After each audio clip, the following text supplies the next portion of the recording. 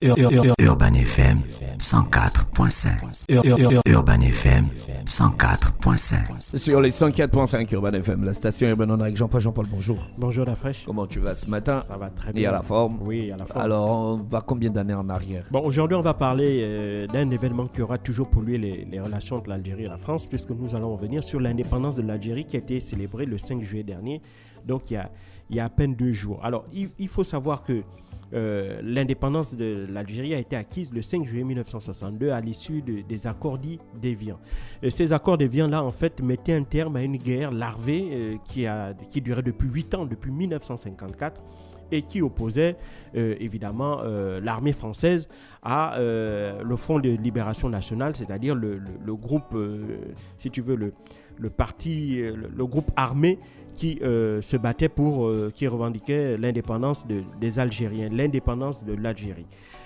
Il faut savoir que c'est une guerre qui a été très longue, qui a été très meurtrière, et comme je l'ai dit, qui continue aujourd'hui encore même de polluer les relations entre l'Algérie et la France, parce que d'un point de vue historique et voire mémoriel, les deux parties ne se sont jamais accordées sur le rôle que les uns et les autres ont joué ou les responsabilités que les uns et les autres ont joué sur ces événements liés à la guerre d'Algérie. Parce qu'il ne faut pas l'oublier, il y a eu des exactions aussi bien du côté français que du côté algérien, puisqu'il y a eu des actes d'une très grande cruauté aussi bien sur le territoire algérien que sur le territoire français, donc des attentats, il y a eu des attentats de la part du Front de Libération en Algérie et en France. Il y a eu des cas de torture, des cas de répression extrêmement graves de la part des Français, que ce soit en France ou en Algérie durant cette guerre-là.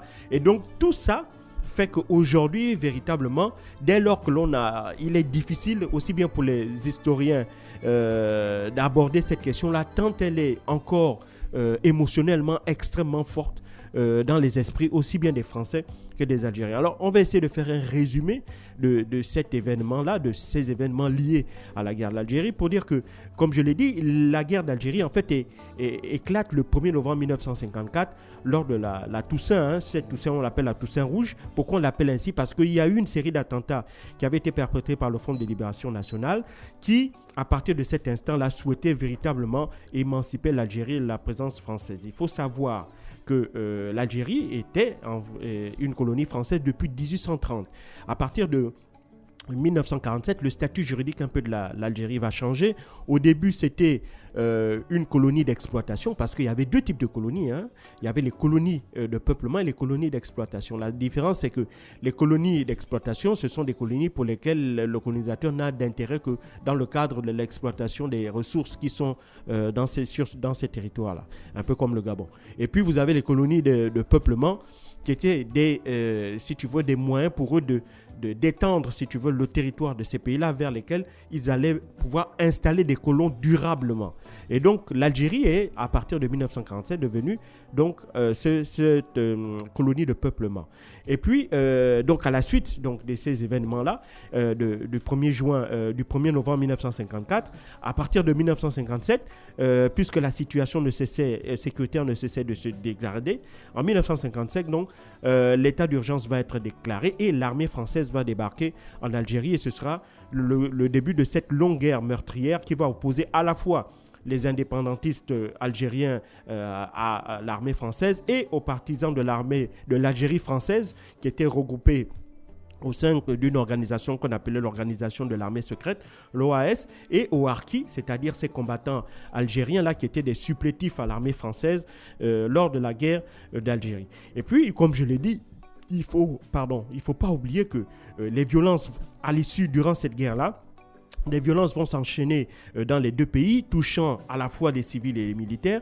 Et justement, la bataille d'Alger est particulièrement emblématique de cette période-là en 1957. Et puis, le pays va s'enliser dans cette violence aussi bien liée en Algérie qu'en France. Et cela va durer jusqu'en 1958 avec l'arrivée au pouvoir du général de Gaulle. Ce dernier va finalement permettre de signer les accords d'Évian qui vont aboutir à un référendum d'autodétermination qui aboutira à son tour à l'indépendance de l'Algérie qui sera annoncée en juillet 1962.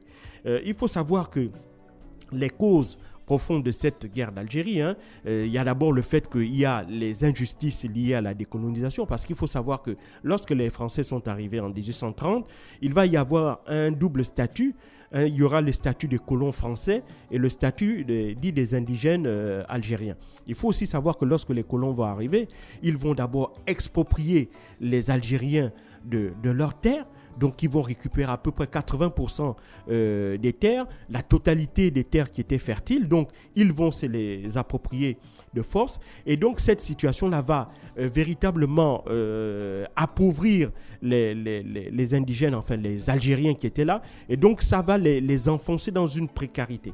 Et donc, à la suite de cela, c'est ce ressentiment-là d'injustice, malgré les différents statuts qu'il va y avoir tout au long les 132 ans de présence française en Algérie, en essayant de faire évoluer le statut des Algériens. Mais toujours est-il que les Algériens eux-mêmes musulmans étaient stigmatisés, étaient toujours maintenus au bas de l'échelle sociale en Algérie. Et donc, c'est tout ça qui va faire que, après la Seconde Guerre mondiale, avec les mouvements d'émancipation qui vont commencer à naître à travers le monde, l'Algérie ne va pas être de côté, puisque le Front de libération nationale va commencer par revendiquer ce droit à l'autodétermination et ce droit à l'indépendance. Malheureusement, puisque l'Algérie était une colonie de peuplement, la France va dans un premier temps s'opposer à cette indépendance-là. Et c'est la raison pour laquelle le Front de libération nationale va passer à la lutte armée. Il faut aussi savoir que la guerre d'Algérie aussi a des origines économiques, donc pas seulement foncières et juridiques, mais aussi économiques, notamment avec la découverte en 1951 d'importants gisements de pétrole et de gaz. Et en plus de cela, il faut savoir que le 1er novembre, à partir du 1er novembre 1954, ces séries d'attentats-là vont aussi faire suite au fait que les populations algériennes, lors d'un énième changement de statut qui va leur être accordé, notamment dans le cadre de la loi cadre justement, ils vont constater qu'évidemment ça ne changeait pas grand-chose, puisque préalablement les différentes lois qui devaient permettre aux Algériens de bénéficier d'un peu plus de droits n'avaient jamais été appliquées, ces derniers restant toujours, comme je l'ai dit, au bas de l'échelle. Et donc cette situation va se dégrader jusqu'en 1954, et donc la guerre va être déclenchée en 1955 et la situation va se dégrader, et surtout le fait qu'on est aussi en pleine guerre froide. Donc le Front de libération nationale ne se bat pas seul, puisqu'il a derrière un soutien de taille qui est l'Union des républiques socialistes soviétiques, l'URSS, parce que le Front de libération nationale, c'est un parti d'idéologie marxiste-léniniste, donc c'est un parti socialiste, et donc les Russes vont aider énormément, intensément le Front de libération nationale, et donc le conflit va s'enliser. Et le général de Gaulle, lui, il en est parfaitement conscient. Et donc, il ne faut pas oublier qu'en Algérie, il va avoir un coup d'État le 13 mai 1958. Et ce 13 mai, perpétré par des militaires, notamment le général Jacques Massu, et ce qu'on a appelé le comité de salut public, eux, des anciens militaires, vont se dire que la seule façon, parce qu'ils sentaient que, évidemment, le conflit allait s'enliser, et donc il commençait à perdre main sur le terrain. Et puis la métropole était de plus en plus horrifiée, l'opinion publique française était de plus en plus horrifiée par les témoignages qui venaient d'Algérie sur les tortures, sur les massacres et autres. Même si sur le sol français, il y avait aussi des attentats imputés au FLN, mais la société française commençait à être vraiment divisée entre, d'un côté, ceux qui comprenaient les aspirations d'indépendance des Algériens et donc qui voulaient que la France se retire de ce territoire, et d'autres qui estimaient que l'Algérie faisait intégralement partie du territoire français, et que donc les partisans du Front de libération nationale ou ceux qui les soutenaient étaient tout simplement des terroristes. Et à ce titre-là, ces terroristes donc devaient être traqués. Donc il y avait cette division-là au sein de la République française, et le coup d'État du 13 mai 1958 ne va pas améliorer les choses. Et donc lorsque ce coup d'État va arriver, ces militaires au pouvoir vont estimer que la seule personne qui était à même de pouvoir à la fois restaurer, si tu veux, la paix entre les Français et donc ramener un climat d'apaisement en métropole et amener que cette division-là cesse, et de l'autre côté de maintenir l'Algérie dans le giron de la France. C'était le général de Gaulle. Et donc le général Massu va plébisciter le retour du général de Gaulle, et donc il va prendre la présidence du Conseil afin de gérer la crise algérienne. Et donc le général de Gaulle par la suite va proposer la nouvelle constitution qui va servir de texte fondateur à la Ve République. Et à la suite de l'adoption de ce texte-là, le général de Gaulle sera élu président de la République en décembre de la même année. Et donc, il va remporter cette élection de décembre 1958 parce qu'il va venir justement à la fois avec des propositions pacifistes et d'un autre côté avec, si tu veux, des positions qui quand même essayer également d'apaiser la métropole. Et donc, à partir de là, il va plutôt s'engager vers l'indépendance de l'Algérie, et donc il va commencer à mettre en place, à avoir des négociations, notamment avec le Front de libération nationale, et ce sont ces multiples négociations-là qui vont aboutir aux accords d'Évian en 1962. Et dans le même temps, lorsque, évidemment, ce qu'on appelait les partisans de l'Algérie française, donc ce qu'on appelle, on va appeler par la suite les pieds noirs, c'est-à-dire qu'à la suite de l'indépendance de l'Algérie, les Français qui étaient venus s'installer, les colons français qui étaient installés en Algérie, qui s'étaient accaparés de la plupart des richesses, vont devoir rentrer en France parce qu'ils n'avaient plus leur place en Algérie. Et donc, ce sont ces populations-là qu'on appelle les pieds noirs. Et donc, il faut savoir que certains de ces pieds noirs, dès 1960, vont se rendre compte que le général de Gaulle, effectivement, était en train de négocier une sortie de crise en proposant justement l'indépendance aux Algériens.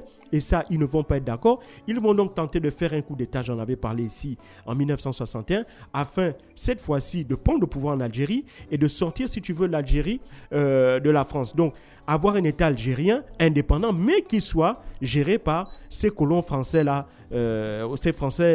ces Algériens d'origine française, donc ces pieds noirs-là. Et malheureusement pour eux, c'est un coup d'État qui va échouer. Le général de Gaulle va réussir à reprendre la main. Et il faut savoir qu'à ce titre-là, l'OAS était devenu l'ennemi juré du général de Gaulle, parce qu'à plusieurs reprises, ils vont attenter à sa vie sans y parvenir. Et donc, dans le même temps, pour décourager, si tu veux, les négociations entre les Algériens et les Français, ils vont rentrer aussi dans la danse en ajoutant encore de la terreur, en ramenant un climat de terreur en Algérie, puisque le général de Gaulle, lui, il était vers la pacification, donc il diminuait le contingent de Français en Algérie, il essayait de négocier une paix et mettre en place un processus qui allait aboutir justement à l'indépendance. Et donc cette pacification était très mal vue, puisque les membres de l'OAS qui étaient opposés justement à l'indépendance de l'Algérie vont donc décider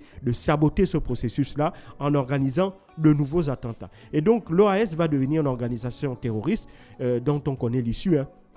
Tous les leaders vont progressivement être arrêtés, mais y compris ceux qui vont aller en exil à l'étranger, ils vont être arrêtés. Et c'est une organisation qui, aujourd'hui, est de triste mémoire, aussi bien pour les Français que pour les Algériens. Et donc, il faut savoir que lorsque le général de Gaulle prend le pouvoir en 1958, il revient, il vit en Algérie rapidement, et il va faire un célèbre discours dans lequel il va dire aux Algériens « Je vous ai compris ».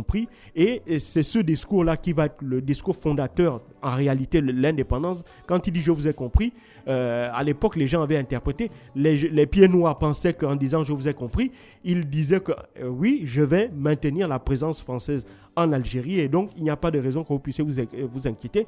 Et pour les Algériens, les Algériens se disaient que ah oui, il a compris nos désirs d'indépendance, et donc il va nous aider à acquérir cette indépendance-là. Effectivement, c'est les Algériens qui avaient eu raison. Maintenant, il y a une autre question qui est aussi qui divise aussi bien les historiens français qu'algériens, c'est concernant le bilan de cette guerre. Jusqu'à aujourd'hui, aucun expert ne peut dire avec certitude combien il y a eu de morts en Algérie, tant les deux parties ne s'entendent pas. Les Français disent qu'il y a eu environ 300 000 morts et 3 000 civils européens. Les Algériens disent plutôt le contraire, que c'est aux alentours de 400 000 morts. Et donc là, aussi bien qu'on est du côté français que du côté algérien, sur cette question-là, il n'y a jamais eu d'unanimité. De même que d'autres questions liées aux droits de l'homme, notamment par exemple la question de la torture. Est-ce que des actes de torture ont été commis en Algérie? Oui. On a eu de nombreux témoignages de la part de la police, de la part de l'armée française, mais aussi de la part des Algériens vis-à-vis de leurs concitoyens qu'ils estimaient être des traîtres, notamment les harkis. Donc il y a eu des deux côtés des violations des droits de l'homme, il y a eu des deux côtés un usage de la torture. Maintenant, évidemment, on ne s'accorde pas sur la manière ou sur l'intensification de cet usage de la torture-là. Ces deux questions-là encore divisent aussi bien les Algériens et les Français. Et puis les conséquences de cette guerre, elles se vivent jusqu'aujourd'hui, puisque à chaque fois que d'un côté comme dans l'autre, on essaie de toucher à cette question-là, ça s'enflamme. Et ça a toujours des incidences sur les relations politiques, parce que depuis régulièrement, on assiste parfois à des hauts et à des bas, des relations diplomatiques, notamment pour le cas des visas. Des fois, la France use parfois de mesures de rétorsion en restreignant l'accès aux visas aux Algériens, lorsque parfois il y a une position du gouvernement qui revient sur la question de la guerre d'Algérie et aussi sur le plan économique, parce que à la suite de la guerre d'Algérie, même si tu veux dans les accords d'Évian, il y avait des clauses qui stipulaient que la France devait maintenir un accord commercial avec l'Algérie, mais en dehors des matières premières, donc le gaz et le pétrole, la France et l'Algérie n'ont pas beaucoup échangé. Et économiquement, si tu veux, le partenariat entre la France et l'Algérie n'est véritablement pas ce qu'il aurait dû être, étant donné, si tu veux, l'histoire commune qu'ils ont. Et donc, tout ça fait qu'aujourd'hui encore, des questions divisent. La question des pieds noirs, c'est-à-dire ces colons français en Algérie qui ont dû fuir, qui ont tout laissé et qui sont rentrés en France, qui n'avaient pas reçu parfois l'aide qu'ils espéraient avoir dû recevoir de la part de l'État français. Il y a le cas des harkis, ces supplétifs algériens qui combattaient aux côtés des militaires français lors de la guerre d'Algérie. On se rappelle des témoignages de la manière dont ils ont été accueillis en France, parqués dans des espèces de ghettos en périphérie des villes et vivant dans une misère la plus totale. On se rappelle aussi de la question du FLN par la suite, parce qu'il faut savoir que le FLN va diriger l'Algérie d'une main de fer en tant que parti unique de 1962 jusqu'à 1989, avec les dérives où on se rappelle un coup d'État qui avait entraîné la mort du président à l'époque, je ne me rappelle plus de son nom. Mais donc tout ça va faire que le FLN aussi, parfois en son sein, à l'intérieur, il va y avoir des guerres intestines entre Ben Bella et d'autres. Donc tout ça fait que aujourd'hui, cette question-là de l'indépendance d'Algérie et de ses conséquences, aussi bien en France qu'en Algérie, aussi à présent, ici aussi encore aujourd'hui, continue de diviser aussi bien les spécialistes de la question que les historiens. Merci Jean-Paul avec nous ce matin sur les 104.5 Urban FM, la station urbaine dans le Da Fresh Morning. On était en mode histoire, on repartait pour l'indépendance, ça fait 62 ans. Oui. Qui sont indépendants. Oui. Restez connectés sur les 104.5 Urban FM, la station urbaine, on se retrouve juste derrière. Urban FM 104.5.